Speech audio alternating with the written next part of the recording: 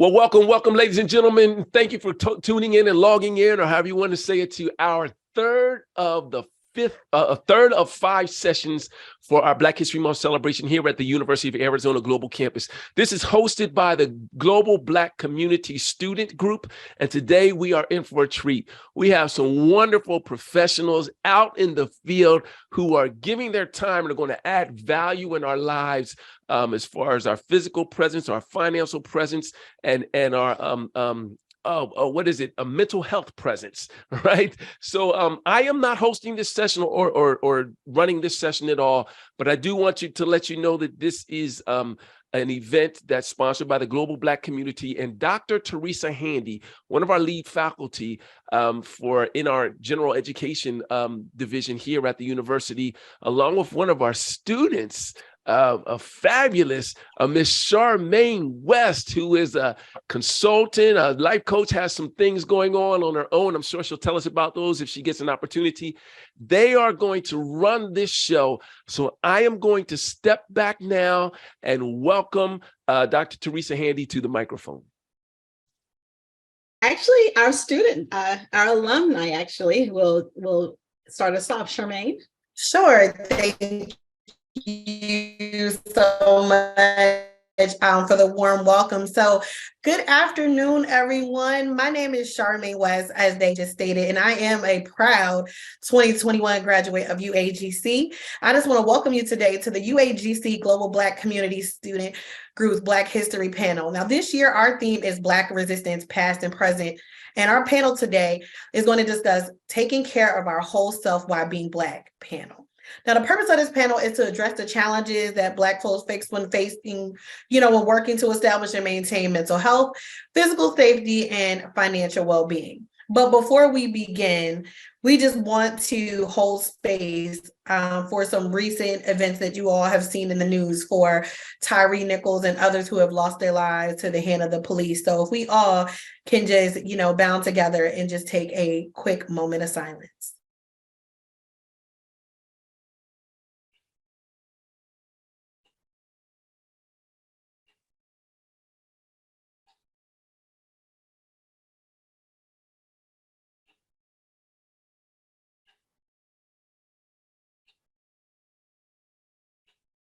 And thank you so much, everyone, for that moment of silence. What I would like to do now is introduce Dr. Handy. She is a lead faculty member at UAGC, who will be our panel moderator. Dr. Handy is an associate professor in the Academic Engagement Center and leads Gen 101 course. She is also a children's book author and diversity, equity, and inclusion consultant. She is unapologetically focused on the success in marginalized children and adults. And thank you, Dr. Handy, for joining me today as a panel moderator. I will now turn it over to Dr. Handy. Thank you, Charmaine. It's my honor to be here today. I just want to say the reason this panel is so important is that the stressful impact of racism and trauma on the health of members of Black communities throughout this country cannot be underestimated. In fact, the diaspora, right? Black people often are adversely affected by racism daily, which impacts their mental health. And according to Gene Cash, a licensed clinical social worker serving as founder of the Counseling Alliance of Virginia, he says, what does this look like? It looks like anything from racist graffiti to symbols like the Confederate statues that impact our physical and mental health. Black people deal with racism while grocery shopping, during doctor's visits, or even on their jobs, Mr. Cash says. And I'll add, even while drinking coffee, watching birds, exercising, if you can think of even exercising, if you can think of recent events in the news. As Black people age, this stress impacts their bodies. So what can we do to address some of these challenges so that we can be healthy and live long lives? Well, what we have is an esteemed panel, and I want to go back to this slide here because this highlights some of the future events as well. But we have an esteemed panel today of professionals who are here to help us strengthen our financial well-being, our physical safety, and our mental health. That's right. We are going to talk about how to get our finances in order, how to make sure we stay safe physically, and how to take care of our mental health. So let me introduce our panel. I first want to introduce Dr. Lisa Rogers Cherry, who was born in South Florida. She graduated from Spelman College with a BA in English and received her law degree from the University of Florida College of Law. She has many, many years of experience in different nonprofits throughout Florida. And one of her most recent experiences is with the St. Ruth organization, where she was chief of staff for St. Ruth, where she spent years helping them oversee the development and planning of the Greater St. Ruth Church. She is currently the president and CEO of Red Pen Press. She serves as director of development for the Collective Empowerment Group of South Florida. She's a member of Delta Sigma Theta Sorority Incorporated, the Broward County Alumni Chapter, and the National Alumni Association of Spelman College, South Florida Chapter. She is a seasoned author. She has been profiled in many magazines, but most importantly, she's written a book called Lifting the Burdens of Debt, a helpful guide to getting your debts paid and your life back on track.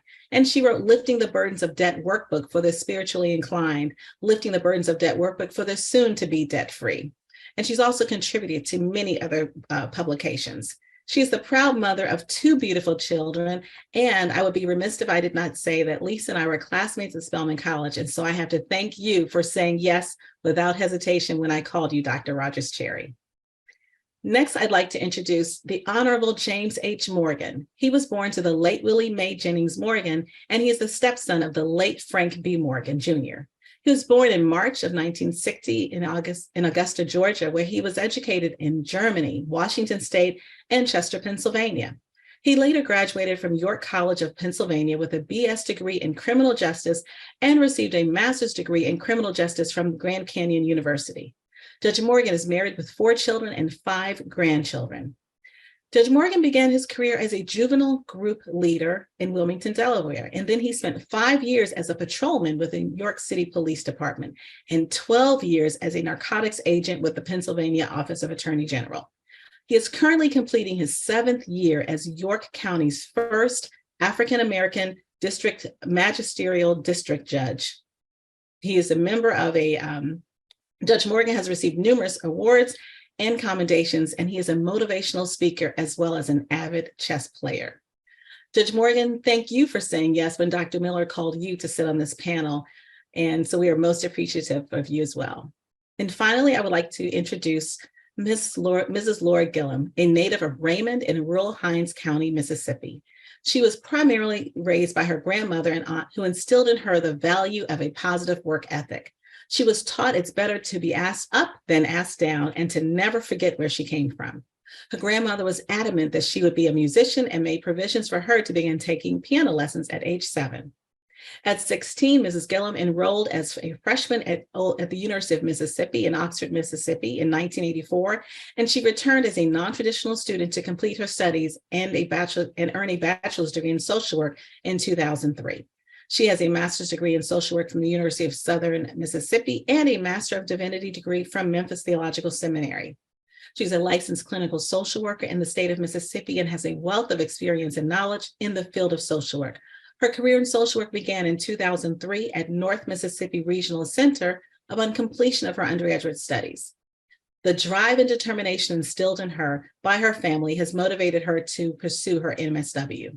And while in graduate school, she worked as a medical social worker at Baptist Memorial Hospital in North Mississippi. Ms. Gillum has dedicated her life to serving others in ministry and in her work as a social worker. She believes a good leader is a good servant. She's a member of Zeta Phi Beta Sorority Incorporated, and she is married with 3 adult children and 2 grandchildren.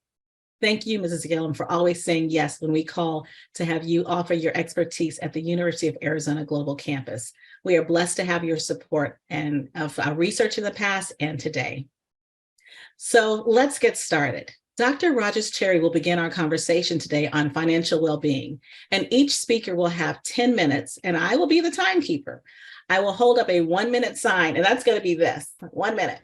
If you see me doing this, that'll be your warning. So Dr. Rogers Cherry, let's begin. Can you share what are some of the things that impact a student's financial well-being with our guests today, Thank you so much, Dr. Teresa, for having me. I'm pleased to be here, and sure, I'd love to. My research has shown that there's an enormous disparity between the wealth of Black and white Americans. According to the 2016 survey of consumer finances, the median white household has a net worth of $171,000. That's 10 times the net worth of median household Black income of $17,000 $4,100. In other words, Black households are overrepresented among the poor and working class and underrepresented among the upper middle class and the wealthy. Once again, Black households are overrepresented among the poor and working class and underrepresented among the upper middle class and the wealthy. The poorest 20% of American households have a net worth of less than $4,700. Many of these households have a negative wealth debt. Of those households, 26% identify as Black. The richest 20% of American households have a net worth of more than about $500,000. Only 3% of those households identify as Black. Now, we all know Black people who are multimillionaires. However, there are issues that impact generational wealth in the Black community. Some of these issues are, number one, lack of opportunities for some Black people to obtain higher education. They can't afford to attend. They have not been accepted. They can't afford student loans. Number two, a lack of property ownership, either home ownership or property in general or businesses due to bad credit or no credit, no money saved for down payment, not qualified for enough money to purchase in desirable neighborhoods. Number three, some Black people have continued to earn less wages as compared to other races. Number four, Black people have systemically been stripped of wealth that they have produced themselves. And number five, some Black people lack insurance, whether that's life or health, which causes problems with not going to the doctor or having medical issues on their credit reports. Number six, some Black people focus on spending money on wants and looking good versus immediate needs and investing. For example, cultural emphasis on spending money on material things that depreciate rather than making your money work for you. Number seven, issues of addiction are a major problem in some households. Number eight, generally people with good credit get lower interest rates on loans, and people with bad credit have to pay higher interest rates and often don't get qualified. Number nine, some people, Black people, have continued dependence on governmental and nonprofit charity and may feel trapped in a system. And number 10, mental health issues are sometimes related to constant financial stress as well. Dr. Handy, some steps that I think we can do to help people feel financially secure in this day and time. Number one, create a plan. Number two, prepare a budget. Number three, save some money. Number four, get some life and health insurance. Number five, become a homeowner, a property owner. Number six, become an entrepreneur. Number seven, get a good education using scholarships and grants, and avoid student loans if at all possible. Number eight, teach young people financial literacy. Number nine, take care of your mental and physical health. And number 10, write a book. As you mentioned in my introduction, I wrote a book almost 20 years ago entitled Lifting the Burdens of Debt. And I sold 2 copies this morning before I even got up out of my bed from my website, LisaRogersCherry.com. Number 3, what are some resources that people can use to establish a sense of financial security? You can make investments, you can get a financial advisor, you can get educated, read, do research, and talk to successful people. One thing that I like to do is have mentors. I have mentors that I meet with monthly, and some of my mentors I've never even met because of the vastness of social media. I've been able to connect with them and learn valuable lessons. Number 5, you can find a niche. Many people have become millionaires since the pandemic has started with one good idea. You can apply for free money and opportunities. Scholarships and grants are abundant. Take advantage of them. One thing that I always tell my clients, if they're low on their finances, what can they do? Number 1, you can find a reputable HUD-approved credit counseling agency. There are lots of credit counseling agencies that are not looking after your best interests. But if you find, you can Google a HUD-approved credit counseling agency and they will help you. Number 2, tell somebody. If you have a problem, don't suffer in silence. Let somebody know. Number 3, contact whoever you owe and let them know that you're having a problem. Most companies these days actually offer assistance. Number 4, find a part-time job to supplement your income. And number 5, let people know that you have special talents and that you're available to use these special talents. Those are some of my recommendations that can help our sisters and brothers to do better during this time. Thank you. Thank you. Did you all get those nuggets? We're going to have more. If you have questions, you put them in the chat and we will have time at the end of our session to answer any of those questions as well. Let me just look in the chat real quick and to see if there anything. No. Okay, we'll just keep going and stay on, and that way we'll have more time at the end for questions. Thank you so much, Dr. Rogers-Cherry. We learned a lot from that rich information. So please know that you're going to have questions, time for questions at the end. Judge Morgan will now speak with us on physical safety. And you all, he has so much information to share. I want you to listen up and listen carefully because he has perspective from the bench, but also from the streets where he walked as a patrolman. Judge Morgan, the floor is yours. And I know you have a lot to share. So I have my little 1-minute warning sign just ready right here. Okay, Dr. All right, Handy. let's go. Thank you. Thank you, Dr. Handy, for taking, and Dr. Miller for taking the time to invite me to this presentation. I'm the Honorable James H. Morgan. I'm a magisterial district judge in York County, Pennsylvania. And I wanted to share with you some of the things that to strengthen your safety as an African American, because I have experienced, although I worked in law enforcement, I've experienced some situations that weren't because I was doing wrong, but because I was driving black. Okay. What I want to share with you is that there's a song that was out that shared the lyrics of Driving Dirty.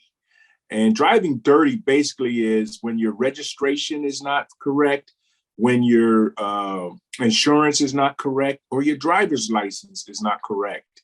And what happens is you encounter individuals in law enforcement, and right now they're to the point where they're running tags and they're not running them through the radio system. They actually have computers in their vehicles where they can run your tag and see who you are.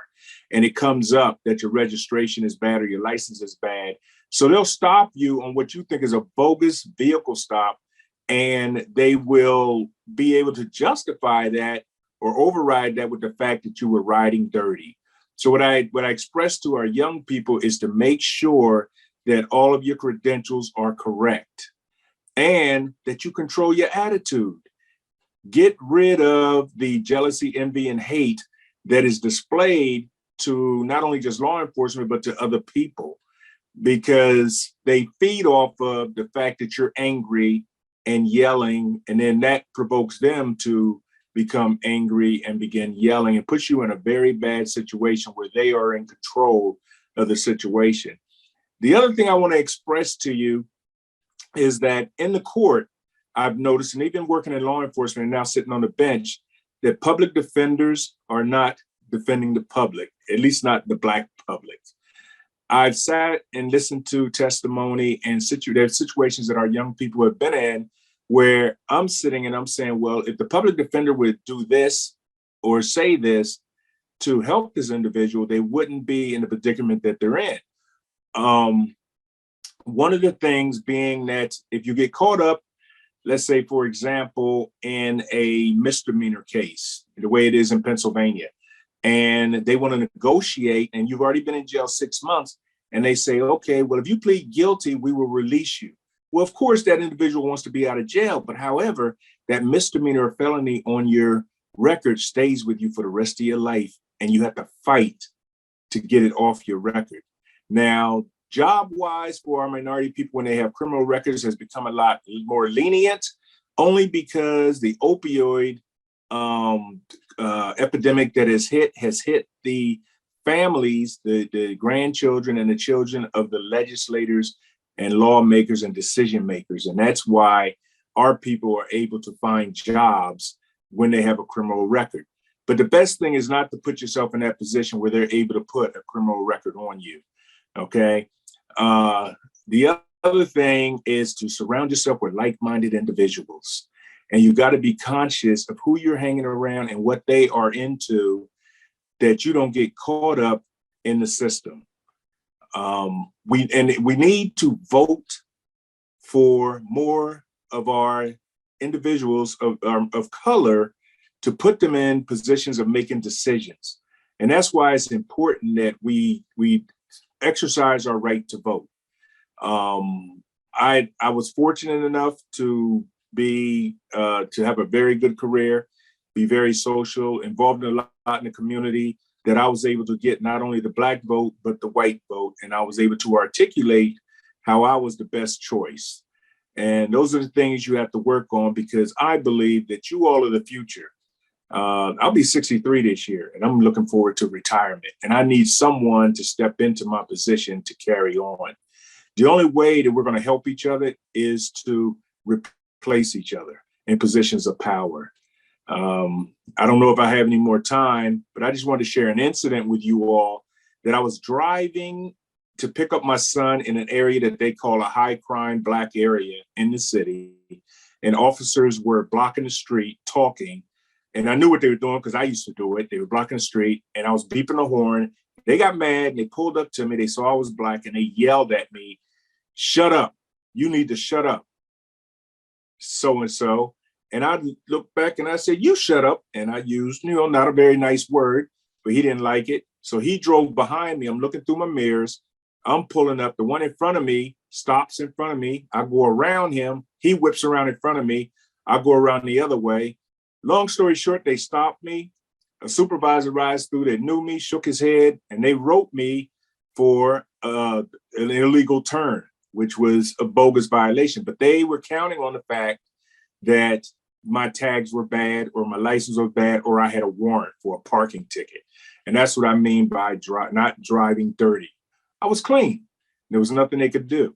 I worked on that force. I left that force and went on to the state attorney general's office. I worked as a narcotics agent, but these individuals didn't know me because they were younger officers on the force. And the mentality they come with now, until we change our attitudes, they're not going to change theirs. And a lot of our young people carry anger with them, and you've got to rid yourself of that anger. And I yield my time. Thank you, Dr. Handy.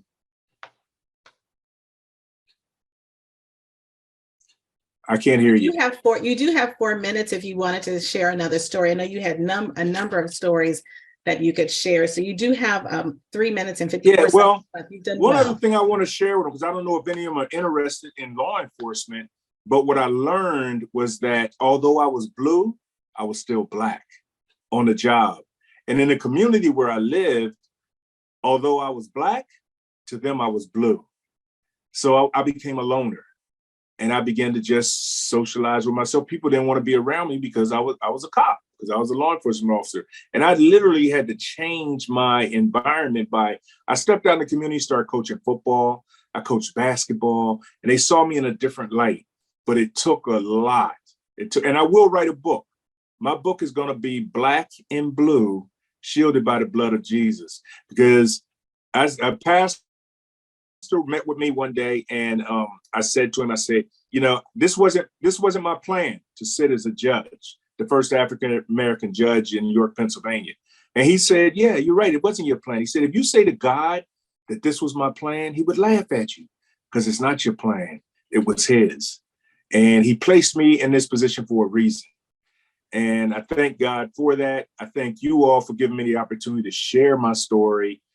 And I hope that I was able to help somebody who may be looking to go into this field to look at things, because I look at things a lot differently now than I did when I was in uniform.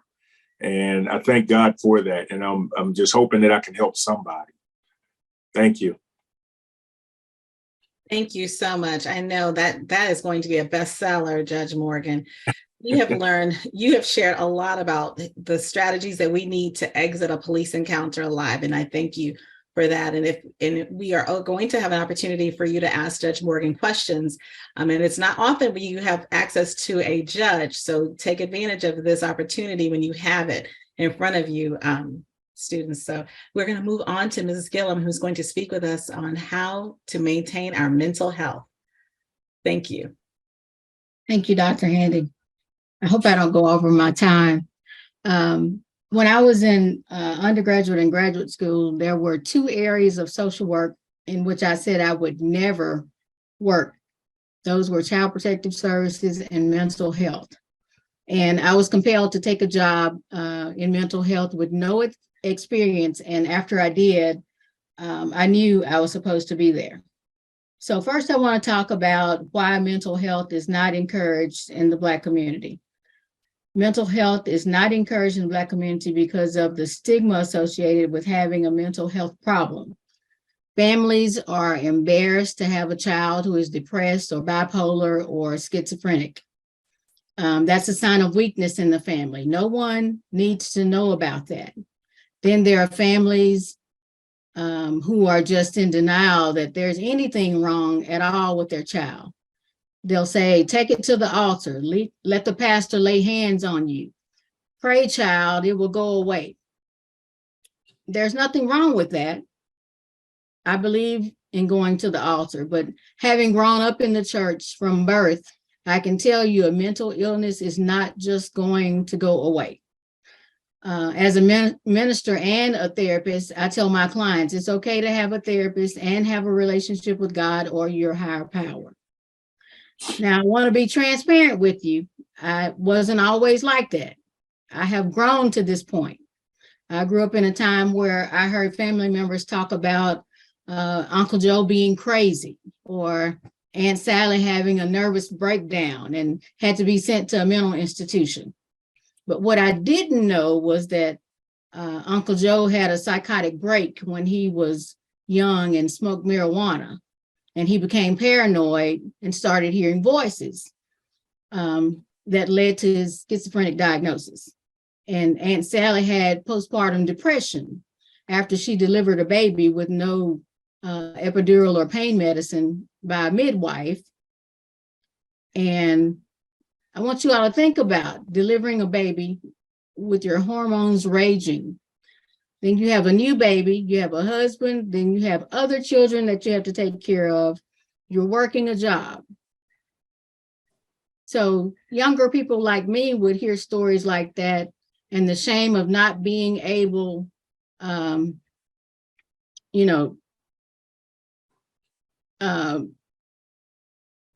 considered normal, for lack of a better word, and the labels attached to mental health. Having a mental health diagnosis made us not want to seek mental health. It wasn't until I was led to my calling of social work, particularly mental health, that I understood, and that's why I believe mental health is not encouraged in the Black community. I will always say the shame is not in getting help. The shame is help being available and not receiving the help. And I believe systemic racism has greatly impacted mental health issues in the Black community. It's woven into the fabric founding of the United States. When I was in seminary, we had to read a book by Michelle Alexander, The New Jim Crow. And in that book, she talks about mass incarceration. And she talks about where our young Black men can't legally be lynched from the trees anymore, but they're being lynched in the justice system. And then the style of policing with racial profiling, the removal of Black history from our school curriculums now, the dumping of toxic chemicals in Black communities and all across the country, the lack of health care. We saw that the healthcare disparities during the pandemic, food deserts, especially in the Mississippi Delta where I attend church. Those are all examples of systemic racism. So racism not only affects us mentally, our mental health, but it also affects our physical health. For example, depression is not only a mental health issue, but it also manifests itself in the body as physical pain and digestive issues. And, we don't have to directly experience racism to suffer from a mental health problem. I believe that's partially why Dr. Joy DeGruy wrote the book Post-Traumatic Slave Syndrome. Although events like the murders of Ahmaud Arbery and Breonna Taylor and George Floyd, and a number of others cause anxiety, depression, and secondary trauma in our community, especially if you watch those videos. And I refuse to watch them. But for those who say you didn't experience slavery, I say, no, I didn't. But every time a related event takes place, it brings feelings of trauma to the surface. It's hard for a wound to heal when it's constantly being re-injured. And every time something like that happens, those wounds are being re-injured. It's just like it happened yesterday. So we're experiencing systemic racism. We have our own issues. I know as a therapist, I have my own issues. Then I'm seeing clients. Then we have the stress of our jobs, the stress of our families. Our stress affects our mental health. So let's, I want to look at how stress affects our mental health. So when we talk about the effects of stress on mental health, it's like having a heavy weight on our shoulders. Imagine having boulder-sized weights on your shoulders. You can't focus. It's hard to make rational decisions. You may sleep, but you don't rest. So if you're not resting, you're moody, you're hard to get along with, you tend to isolate, you become depressed, sometimes even paranoid. I like to describe it to my clients as a snowball effect so they can understand it. We have an issue, either a personal issue or an issue with someone else. That issue goes unresolved. So stress kicks in. That stress leads to worry.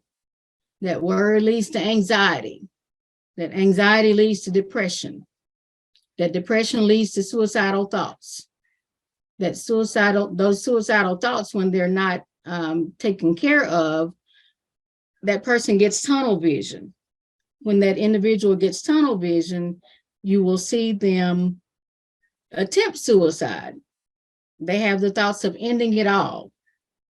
And they see that they believe that's their only option. So they shut out family and friends and others, when in fact, those are the people that they need in their lives to help them, give them options to work through those issues that they have, not advice, but options that they can resolve their own issues.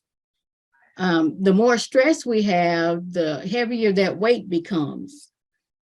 And when we're able to resolve those issues at the beginning, when it's stress, we don't get to the point to where it's heavy like it is with that depression and the suicidal thinking. So one of the things that happens is, it's important for us, and I say this all the time when I'm in different meetings with especially people of color, it's important for us to have a therapist. All of us need therapy. I think Oprah said that years ago, that all Black people need a therapist. Many of us don't believe we do, but it's important. I've encountered people that say, I'm not crazy. Well, I don't like to use that term because it's derogatory anyway. At any point in time, a person who is mentally stable can become unstable by having some kind of event happen in their life. As a therapist, I tell my clients at any point in time, I can have something happen to me that causes me to be on the other side of the desk or the other side of the table. So it's important for us as people, when we have issues, to seek therapy. I think we've seen a lot of young people, especially Simone Biles, who came out last year and said, I need to take a break. And she did. It's the responsibility of each person to determine your own needs and say, I'm not okay, I need help. So I think the first step in getting help is to say, I'm not okay, I need help. Most college campuses have counseling center. And if you don't want somebody to know that you're seeking therapists or seeing a psychiatrist, there are online platforms that you can go on to now. Psychology Today has a website that you can go to, and they have therapists in every area that you can think of that has a list of people that you can see. There are people that you know who are seeing a therapist. You may not know that they're seeing one, but they are seeing, your friends and family members are seeing a therapist. I have nothing against primary care providers, but they don't specialize in it. I wouldn't go to a pulmonologist to get my eyes seen about. So it's important for us to see a psychiatrist for our mental health needs, just like it's important for us to go see a primary care doctor for our physical needs. There's no shame, again, in seeing a psychiatrist or a therapist. The shame is help being available and us not taking time to make sure that our mental health needs are taken care of. Thank you. Thank you so much, Mrs. Gillen. We appreciate the words you shared with us. We all, if you can just look at the chat now, you'll see the chat was just popping off with lots of comments and connections that are being made. And we're going to continue with those connections as we hear a personal story. And we know that it takes bravery to share a personal story. We just heard why we don't talk about it, right? So now we have someone who's willing to share her story, and we know how important it is to hear it firsthand. So before she begins, I want to introduce a bit about and share a bit about our UAGC alumni, Charmaine West. Charmaine West is currently located in Delaware, and she is the owner of West Consulting Firm and the podcast. And she is a podcast host of On the Glow Up. She earned her master's degree in business administration from UAGC in 2021. She also received a certification in civil advocacy from Delaware State University in 2019. She's an active member of her community, and she loves to volunteer. She has worked in the financial and media industries for over 10 years. Her passion for seeing others succeed led her to become a certified life coach, and her goal is to help women thrive in various aspects of their life. She holds monthly virtual calls and in-person events to spread the message of empowerment. Thank you for your willingness to share your story, and we appreciate all that we're going to learn from you. Thank you so much for having me. And, listening to the other panelists, I am just in awe, as many of you are, as I can see in the chat. But, to be on this platform and share the information that they did today and what I'm also going to share, when you think about this title that we have today is, being your whole self. But can you really be your whole self? We, have to sit here and think for a moment. So for me, as I share my story is that, there was a lot of things growing up that prevented me from being whole. And when I think about, some of the things Ms. Gillen touched on it as well, when we talk about childhood trauma, we talk about these experiences and things that we have. Sometimes we don't know the effects of those things that we saw growing up until we become grown ourselves. And we don't know how to handle certain situations because we just didn't deal with it when we were younger. Like I will share, for example, my stepbrother was unfortunately, killed due to gang violence. And I never understood, how much of an impact that would have on my life until I started, having my own children. And I never thought about, how paranoid I was, when my own son would go out and drive at night, similar to what, Judge Morgan was saying of just, making sure all his credentials are there. I'm still at this age to say, text me when you get there, because it's important for me, for my peace of mind to know it's there. And that creates that anxiety similar to what our panelists were talking about before. But it also made me think about just not only the things that I saw growing up as a child, because, a lot of us has experienced trauma, not only just for our personal selves, but seeing our other family members have traumatic experiences as well. And those things affect you. So when I sit here and I think about why I decided to seek help, and why it was important for me, because just like the stigma that we talked about earlier in our community, it was always told, hey, pray about it. Trust me, I've been going to church since I've been 8 years old. So, I've heard it all. I've heard, hey, try this scripture, try that. But what's important is that we have to think about is that prayer is just one component to those other things for you to get assistance. So when I thought about why it was important for me to seek help, because I didn't want to, as our community says, make you feel weak. But what I noticed is that it took a lot of people to tell me seeking help made me have strength. And when I sat here and thought about, what can I really do to really try to make myself whole again? And I thought about, looking in the mirror at times, I had to say, I want to not be bitter anymore, right? I want to go from bitter to better. And I couldn't do that till I personally made that choice to say, okay, I've dealt with some traumatic situations. I grew up in a household, where domestic violence was prevalent often. I watched the things that my mother went through physically and verbally. And, that made me build that wall up that we all try to break down so bad. But I had to think about it is that, why didn't I want to seek help? Why was I so afraid to say, okay, I'm not okay today?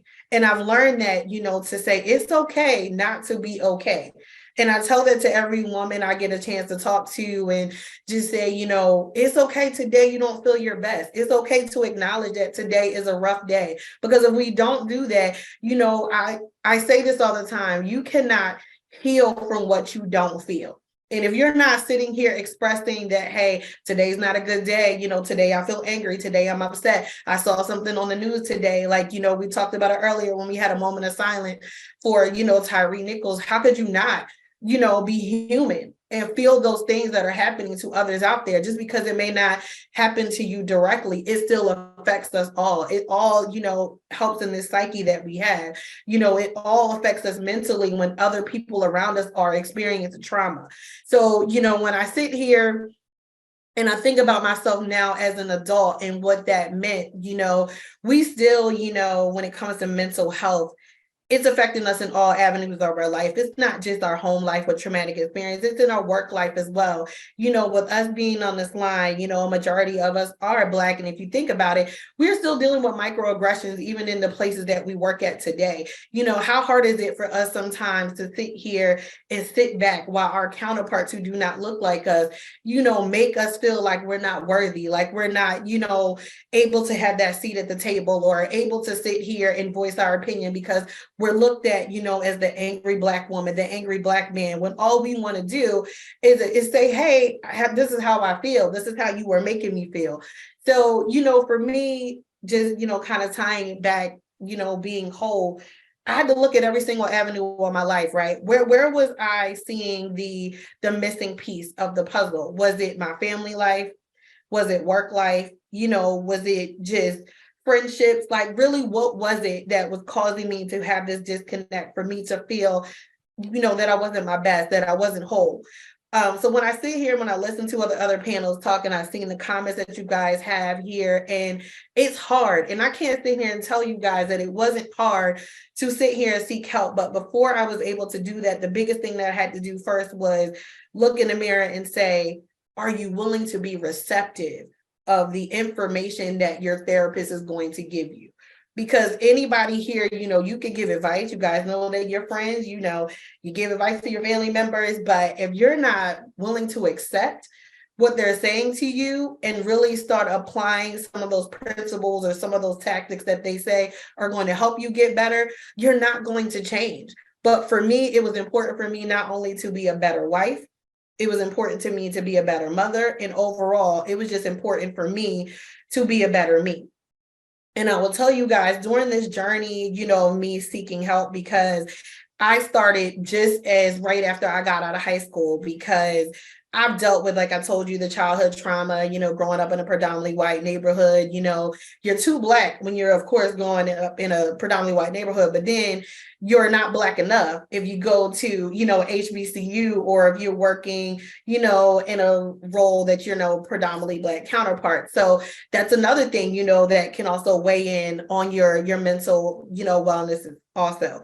But I will tell you guys to say that, when we go through these painful memories or these experiences, it's okay to sit here, something that may have happened to you at the age of 10. It can bother you at the age of 41. It can bother you at the age of 52. So you can't just sit here and say, therapy, it's a journey to sit here and get to the place of healing. It does not happen overnight. It is going to be some times that you guys are going to have those breakdowns, but the breakdowns are necessary for you to have your breakthrough. So if you can't sit here, and say, hey, I got to explore something that happened to me, when I was 11 years old, but you got to talk about it with somebody, right? Because if not, you're not going to get better. And I know that's the one thing that you want to do. You want to have that peace of mind at night. You want to be able to sleep. And I know a lot of people who have dealt with issues, even myself, when it comes to your mental health, is that it affects your body. You don't understand that it causes stress. It causes you to sit here, not be able to sleep. Your moods are changing, you're disconnecting yourself from other people. So you got to sit here and, you got to want that change. So when I sit here, and I listen to everybody today, I appreciate you guys giving me that platform just to share that story. But I want to leave you guys with something, is that there is beauty in your brokenness. So as much as you sit here, and you think like nobody wants to hear my story, it's not going to help somebody. You don't know, especially even on this call right now, even anything you might even share as simple as in that chat, because I just learned from you guys today as well, that it is helping someone. It is helping somebody decide today that, I've been thinking about going to therapy. I've been thinking about, having this conversation with a family member of who hurt me. But, it's not going to happen if we don't share our experiences. So I just want to say on that note, I thank you all, for giving me this platform. And hopefully, today I've encouraged someone to, take that step and that leap to, becoming your whole self. Wow. We have had a time today, haven't we?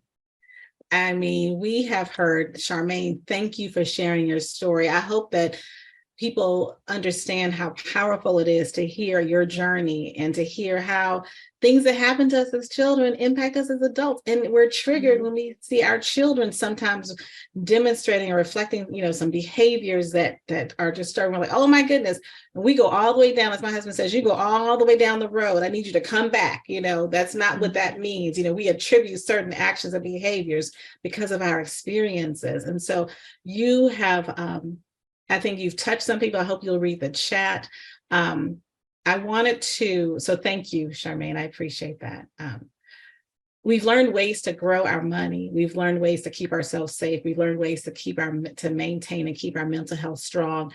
I was going through the questions, and we had two parents who are in the chat who have expressed a need for some resources on how to talk to their children. I'm a mother of a 23-year-old Black male, and he's graduated from college, and I worry about it every day. I mean, I live in Memphis where Tyree was murdered. And so I pray every day for my children, but also I have real conversations with them. When he was a young high school student, I pulled together, I'm just a mom, y'all. I'm just a mom. I pulled together a judge, I pulled together a police officer, I pulled together a college professor. I just literally found people through churches. I called the fraternities, and I said, that was your timer, by the way, Ms. West. So you did well. And I just pulled together and had a panel. I just asked them, can I use your church basement? So you all be proactive. If you want this conversation for your children and you have a Judge Morgan in your community, call him and say, I want to do this one Sunday afternoon, and I want to pull together my sons. I want to give them tools for their toolkit. And I promise you, my son remembers that conversation he had before he went to college. And I feel safer for him knowing that. But I also, people know me, I call the police chief in a minute. When he's going certain places, I've called the Oxford police chief and said, my son is coming in this kind of car. I will do that to protect my children. But to help you all who have children and at home, and you just want to know, how do I help my children without instilling fear and without instilling the hate? And I understand exactly what you're saying, because I don't want my children to walk through the world angry at anyone. So here are some resources. that you can look through, and there within those resources, there are additional resources. So I hope that you will find some supports for your children and how you engage with them through those that I've put into the chat.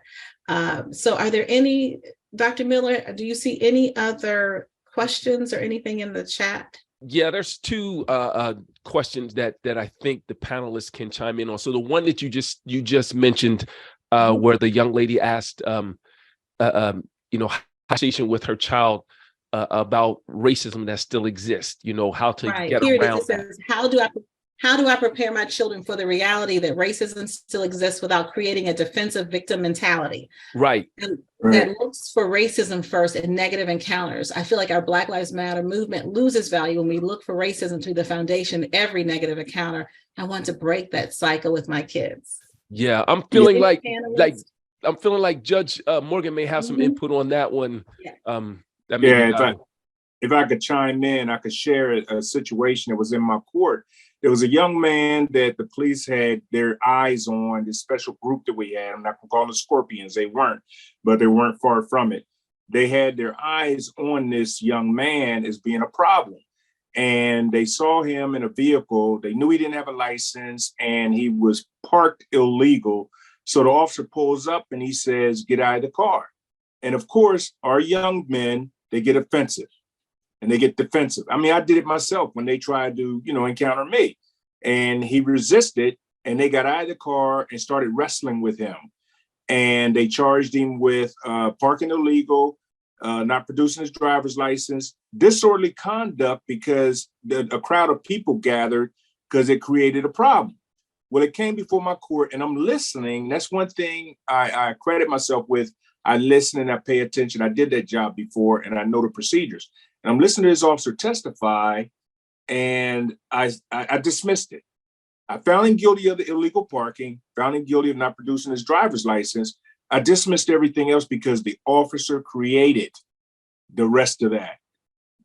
Because of the kid's attitude, but because of the officer was overzealous too. Because he was hoping that he would get him and catch him dirty, with drugs or something.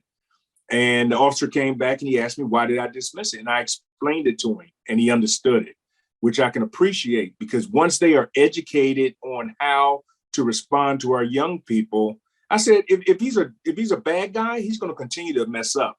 I said, but you can't create those problems. And that's what happens a lot, is they create the escalation of these charges on our kids because of our kids' attitudes and the anger that they possess. And the dislike for the police. And I also wanted to share that I'm a member of Omega Psi Phi Fraternity Incorporated, Kappa Omega chapter, since everyone's putting that out there. But still, I want to thank you, Dr. Miller, because that gave me an opportunity. And like Dr. Handy said, I have a lot to share that I shared with her over the phone. But 10 minutes, it just put a block in my head, like, don't talk too much, because I have a tendency to elaborate too much. Thank you, sir. I yield my time. And I am so proud of you, Judge Morgan. Everyone, look, we're at 3:53. We have time for questions. And also Dr. Rogers Cherry wanted to have some closing comments as well. But before that, let's answer this other question I saw in the chat, Dr. Miller. The question says, or the question and statement, I'm interested in the judge's ideas on options when in jail and facing time and looking for options other than pleading out. Is the option to get a good lawyer? Yeah, I would say, if you can, and that's where the financial piece comes in that Dr. Cherry talked about, is to have yourself now, not that anyone's going to get, purposely get in trouble, but have yourself in a position where you can get yourself a good financial attorney. Because what happens is when they try to plea you down, you've been in jail and they offer you an opportunity to get out. If you keep that, but they leave that charge on you. But what I had done in my court is they offered a girl an opportunity to get out of jail. They didn't really have a case. So they wanted to plea her down and leave the misdemeanor on her and let her out of jail. I said, well, why don't you just drop it to a summary where she has a fine and she doesn't have that on her record? And the DA said, well, she ran from the police. And I'm like, that's not a reason to keep a misdemeanor on somebody because she ran from the police. And they dropped it to a summary and she ended up with a fine and they did let her out. And to throw in there also, she had some mental health issues going on and they knew it. You know what I mean? And I see a lot of that in my court, a lot of mental illness, mental illness. And I'm able to adjust to that and deal with some of that because I have a sister who was paranoid schizophrenic and eventually died in the hands of authority. You know what I mean? So I can relate to that. And I take that as God just preparing me to sit in the position I'm sitting in to see some of the things that I've experienced in life, see in my court, and be able to deal with them. I yield my time. I think William Hamilton, who asked that question, wanted clarification on what a summary is versus a misdemeanor. Okay, in Pennsylvania, a summary is a fine, like harassment or disorderly conduct. A misdemeanor can escalate to a misdemeanor disorderly conduct, depending how bad it is. A misdemeanor can be like simple assault. Felony would be aggravated assault, homicide. In Pennsylvania, those are the gradings of the charges. And then there's a parking ticket could be a summary offense. Different things like that. It's the level of the offense, the severity of the offense. A misdemeanor you do jail time for. Got it. A summary is a fine that you pay. Gotcha. It doesn't stay on your record. Yes. Dr. Handy, I have one more question. This is directed toward Dr. Lisa Rogers Cherry. So with individuals in our working class Black and brown communities who are, I'm going to say, just making ends meet, like the family, most of our families, what would be your top #1 suggestion for them to be able to change their financial status for themselves, but even more to create some momentum for their children to have a different outlook on finances and, get a better runway than their parents may have? That's an excellent question. I teach my clients, one of the priorities for me and for them, I try to instill the importance of ownership, whether that's home ownership, buying property, owning something. And some people, have been fortunately blessed to have inherited property from their families. It's important that you leave something for your children, and property is one of the major things that we see, and there's not much of it left. If you can get it and hold on to it, for as long as you can, and leave it for your children. I mean, that's one of the major things that we have here in Florida. I've been teaching home ownership for almost 30 years, and not everybody is a homeowner, or not everybody wants to own a home. You can buy a vacant property, and here in Florida, they're buying property like crazy. People are coming from up north, and I see somebody saying, Dr. Handy saying, pay the taxes. That's crucial. A lot of times young people will inherit properties from their parents. They won't pay the taxes. They won't pay insurance, and then they lose it. So it's critical, Dr. Miller, that even if you have to pool your resources as a family, if everybody chips in and you see something become available, if you know of somebody who's losing a property, help them buy it. And, a lot of the ethnic minorities will pool their resources. I have clients, the Haitians, the Jamaicans, the Cubans, they'll live 10 in a house until they can buy the next house.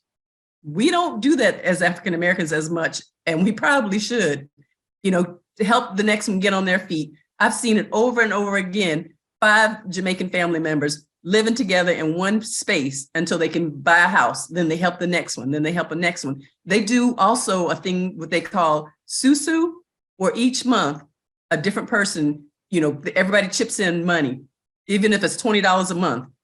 At the end of the month, one person gets all of the $20. The next month, and the next family member gets it. They help each other in that way. So I believe in pooling resources if you have to, and helping each other get to home ownership. That's one of the major things that you can do.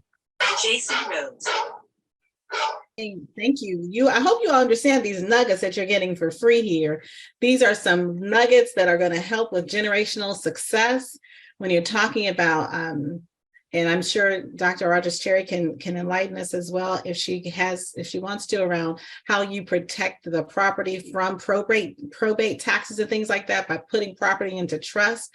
So there are lots of ways that you can set your future generations up for success and protect them from the expenses of probate and things like that can help you and your children and your great-grandchildren, your grandchildren, all many generations going forward. So we're at 4:00. I want to respect everyone's time. But if the speakers have a word or two they want to leave with our guests, we can do that. And then we're going to just share the next big event that's happening for this series. And I have that on a slide, so I'm going to pull that up. But if anyone wants to just take a few seconds to share, some closing remarks, we would love that. But I do want to let everyone know it is 4:00 and we respect your time if you need to drop off. So thank you all. I'll go. One thing that I learned after I graduated from college, and I've been writing, and I've had a daughter to graduate from Spelman. I have a son at Morehouse now. And what I've taught them and what I wish that somebody would have told me, and my mom has taught me tremendously, and my mom is actually on the call. She's taught me a lot of lessons. My mom was a single mom, and she put me through Spelman, and I obtained scholarships. So I firmly believe in scholarships. So if you can get scholarships, get scholarships. I got scholarships. My mom paid my tuition, and I was able to keep those scholarships and do work study. I did what I needed to do so that I didn't get any student loans for Spelman or for law school. So thanks, Mom. In closing, I'd like to share these 10 things. Number 1, always have something to look forward to. Number 2, remember that everybody is not your friend. Number 3, save money for a rainy day, and trust me, the rain is coming. Number 4, make good decisions. Number 5, if you aren't sure about something, ask yourself, would my mom be pleased with me doing this? Number 6, work hard but have fun. Number 7, tomorrow is another day and the sun will shine again. Number 8, somebody somewhere is pulling for you. It may be your first grade teacher or your Sunday school teacher. Somebody somewhere is pulling for you. Number 9, we all make mistakes. Keep going. And number 10, hold on to hope. If you have hope, you can make it another day. Thank you so much, Dr. Handy and Dr. Miller. It's been a pleasure being on here today with all of these esteemed panelists. I've learned a lot, and I've enjoyed the questions and the enthusiasm of the students. God bless. Amen. We all need that list. That's a gem of a list. Thank you so much. Anyone else?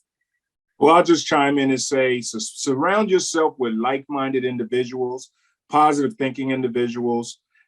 Keep yourself clean, stay out of trouble, continue to grow, get active in your community, support our people when they run for positions, because they are the ones that are going to help you. I'm so blessed to be able to help people of color because of the position that I am in. And I think that's my purpose for being in this position. God bless you. I appreciate you. Dr. Miller, you know where we stand. And Dr. Handy, thank you. I yield. Thank you. Yes. Anyone else would like to make a closing comment? Dr. I was just going to jump in and just say, investing yourself, self-care is a necessity. Amen. You want to take us out this evening? I sure can. Well, again, thank you everyone for joining today. We want to take a moment to invite you to our next panel discussion on the education and plight of Black America, the positive and negative impacts that the education system has on the Black community. This will be held on February 22nd at 1 p.m. Pacific time. Everyone, again, thank you so much. Have a good evening, and thank you for joining us today.